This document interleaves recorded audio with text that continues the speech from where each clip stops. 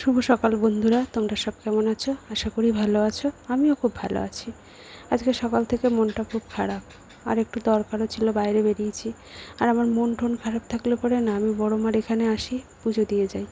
কিন্তু কি বলো তো, আজকে পুজো দিতে পারলাম না। সন্ধ্যেবেলায় এসেছি প্রথমত, আর দেখো কত লাইন, আবার মেয়েকে রেখে এসেছি আমি বাড়িতে। আর কি বলো তো, যার জীবনে হাজব্যান্ড না থাকে, মারা যায়, কথা বলার মতন লোক তুমি পাবা না। মেয়ে আমার ছোট, মেয়েকে তো আমি বলতে পারি না সব কথা, ও যেহেতু পড়াশোনা করে। আর এমন কিছু কিছু কথা আছে, সেগুলো স্বামী ছাড়া কাউকেই তুমি বলতে পারবা না। তুমি বলবা, কিন্তু তুমি যেই সরে যাবা, তোমার পিঠ পিছে অনেক কথা হবে। অতএব কোনো কথা না বলাটাই বেটার আমি মনে করি। তারপরে দেখো, এই যে জল দেখো, আমি কোনো দিনও জানো তো, আমি এসেছি পুজো দিতে, দিনের বেলায় এসেছি বেশি।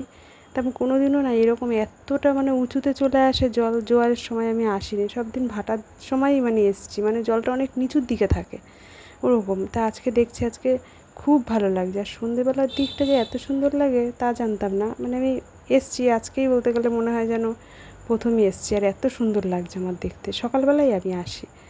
যাই হোক, এখান থেকে চলে যাব বাড়িতে, কারণ মেয়ে আছে ঘরে আর ছেলেও আছে ঘরে। ওদের জন্য খাবার নিয়ে চলে যাব। আর গরমকাল তো, একটা আইসক্রিম খেতে খেতে আমি চলে যাব। মেয়ের জন্য চকলেট নিয়ে যাব, কারণ মেয়ে বলেছে মা চকলেট নিয়ে আসবা। ভিডিওটা ভালো লাগলে আমার পাশে তোমরা সবাই থেকো।